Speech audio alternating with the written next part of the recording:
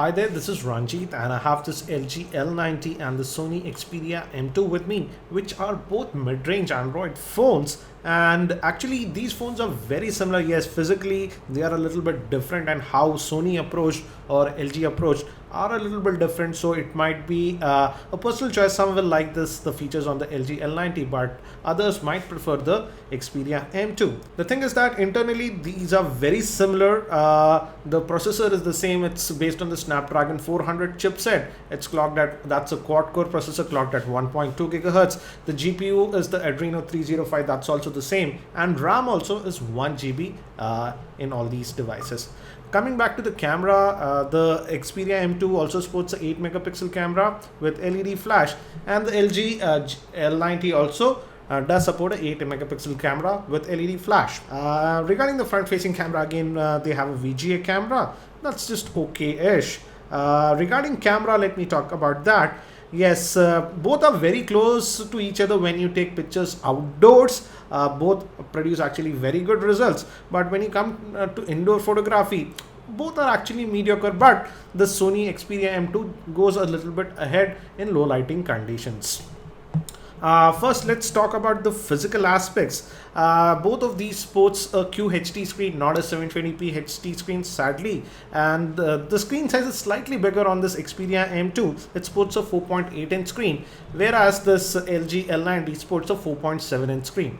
But if you look at it, the Xperia M2 is a lot taller and a bigger device when you hold it. I don't know why Sony did this.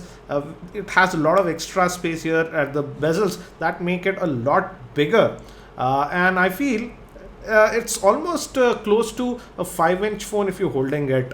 Whereas this this LG L90 is a lot more comfortable to use single-handedly. I feel this a little bit uncomfortable for a 4.8 inch screen. Again, that's a personal preference, I would say. Now coming to styling here, again, I know it's a personal opinion, but I definitely feel the styling is a lot better on this Xperia M2 because of this polished back. But again, the battery is not user replaceable. The battery is sealed inside.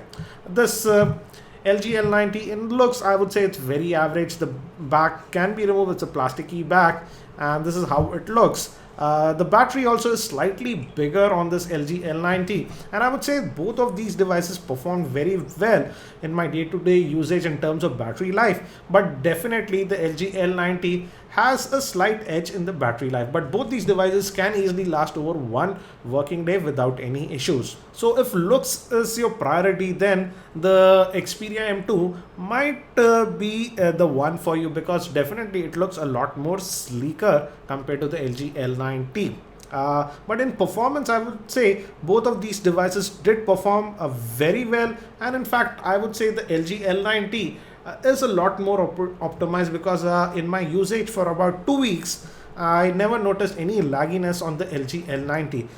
Even this Xperia M2 performs very well, I would say, but once I noticed a little bit of stuttering.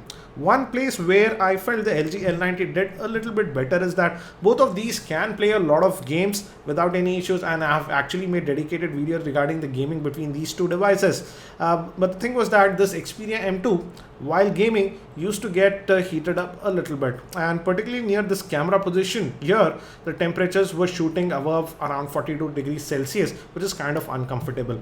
But on the other hand, with this LG L90, I was able to play a lot of high-end games, but it did not heat up as much as this Xperia M2.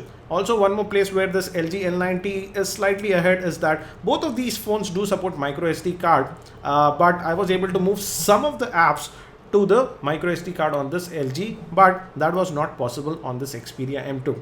Out of the box, the LG L90 comes with the Android version 4.4.2, that is KitKat, but this Xperia M2 is on 4.3, that is Jelly Bean. Sony has said that the KitKat update will also follow soon on this Xperia M2. Now let me also talk about some of the major differences. Sony has decided to put this auto brightness sensor, whereas on this LG L90, LG has simply not provided any auto brightness sensor, so you need to manually adjust the brightness. But one thing I did notice is that the auto brightness sensor is not very well calibrated on this Xperia M2, and if you notice, I always mostly keep it on manual brightness, because on auto brightness the screen is actually very dull on this. So yes, it does have the auto brightness sensor if you want. In terms of screen quality, both these devices are very good, I would say. So that's, I would say, kind of neutral. One more place where I did not like this LG L90 is that these are touch type physical capacitive buttons, but if you noticed, if you just click on them, they just give you haptic feedback. It does not glow, so it might be difficult to use this device at night. Now coming to call quality, here I would say again kind of neutral. Both perform very well in call quality, and I would rate them pretty equal. Now coming to the loudspeaker, here I would give the edge slightly to this LG L90 because the loudspeaker is a lot louder on this LG L90, but definitely you can check out the gaming review that I made on the Xperia M2. Even the speaker on this is decent, but LG has definitely a slightly louder speaker. Now coming to some other features that this LG has but this Xperia M does not have, are that this LG has this knock-on feature using which you can just close the phone and you don't even have to touch the power button. Also you have that knock-on code thing, double tap to unlock this device, like for example like this, and then unlocks this device. And it also has an IR blaster using which you can control devices like television, etc. This Sony simply does not have that. But one place where the Sony goes ahead is that the Sony Xperia M2 does support USB OTG. So you can plug in a USB OTG cable and a pen drive, and thus you can use that. That functionality is simply not there on this LG L90. One more place where this Xperia M2 goes ahead is NFC. This Xperia M2 does support NFC, but the LG does not support NFC. So these are the major differences between this LG L90 and this Xperia M2. In terms of performance, as I mentioned earlier, both these phones perform very similarly, and they both perform well and handle Android without any issues. So end of the day, it comes down to the personal preferences and the features that you expect from your Android devices.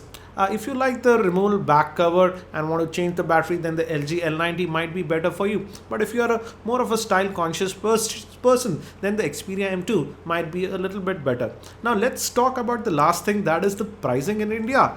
And here I feel that the LG L90 has an edge because this Xperia M2 is selling in India for around 20,000 to 20,500, and I do personally feel that it's slightly overpriced for what you are getting.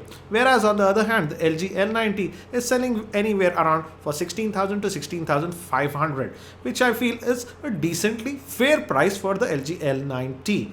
I've also made a bunch of other videos both for the LG L90 as well as for the Xperia M2 covering their various other aspects like the camera performance with sample videos and shots, and also the gaming review. So you can check them out for more info. Links for all these videos will be in the YouTube show notes. I've also done the in-depth review of this LG L90, and soon we'll also be doing the in-depth review of this Xperia M2. So stay tuned to my channel. I hope that you found this video helpful. If you found it helpful, I'll appreciate if you can click the like button. Thank you for watching this video. This is Ranjit, and I hope to see you in my next video.